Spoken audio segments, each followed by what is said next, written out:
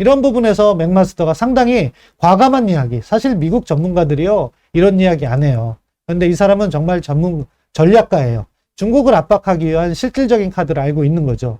그래서 전 의미가 있다고 생각해요.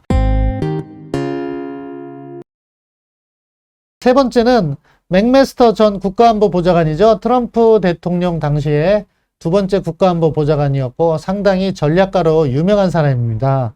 근데 북한 핵 문제와 관련해서 이야기를 했어요. 어제 미국 상원 군사위원회 청문회가 열렸는데 거기에 참석해서 북한 문제를 이야기했습니다. 아주 중요한 말을 했더라고요.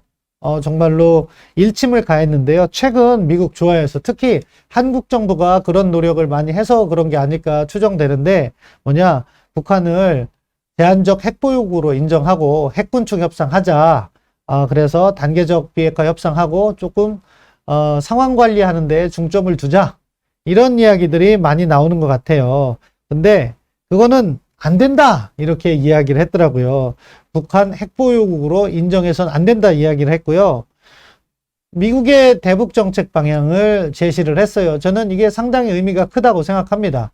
먼저 어떤 이야기를 했냐면은 미국이 김정은을 제거하려 들 필요까지는 없다.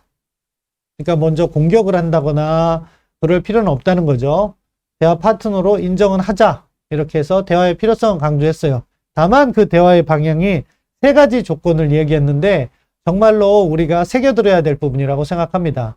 맥마스터 전 국가안보보좌관은 첫째, 북한이 대화로 복귀하는데 먼저 보상을 하지 마라. 지금 우리 정부가 먼저 제재를 완화해주면 북한이 대화로 복귀할지도 모른다 하는 희망을 갖고 있잖아요. 그렇게 협상에서는 안 된다는 이야기를 한 거예요. 왜? 그렇게 하면 북한은 더 많은 것을 요구하기 때문에. 그리고 먼저 양보하지 말고 철저히 검증해라가 첫 번째입니다. 두 번째는 중국의 역할을 무시해서는 안 된다. 이렇게 이야기하면서 북한의 핵보유가 중국에게도 불리하다는 점을 각인시켜야 된다. 이 이야기를 했어요. 사실 2018년에 여러 차례 정상회담 하면서 우리가 가장 실수한 것이 중국의 역할을 무시했던 거죠. 그래서 그때 북한과 정상회담을 한다면서 사전에 중국과 협조를 하지 않았어요. 그러니까 오히려 북한이 먼저 중국에 찾아갔죠. 그러면서 북중 관계를 개선시켜놨고 대화가 끝난 다음에도 북중 관계는 계속 좋아요. 결국 북한은 후원자를 하나 얻은 거예요. 대화를 한다고 해서.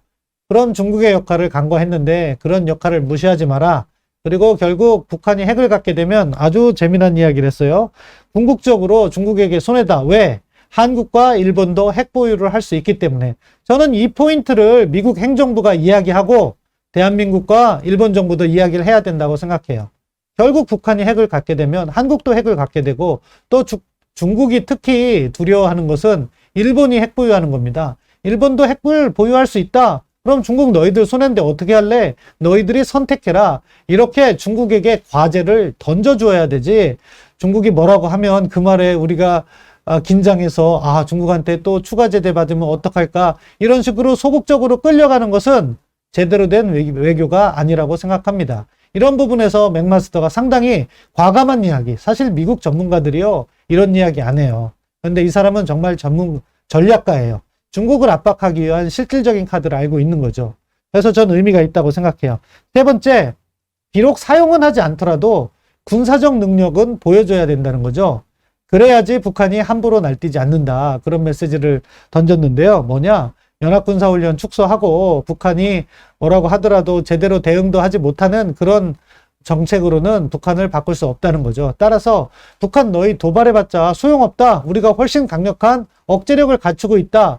그렇게 보여주면서 우리가 제시하는 조건에 북한이 대화로 복귀할 수 있도록 주변 여건을 만드는 것이 가장 바람직한 방향이라고 생각합니다.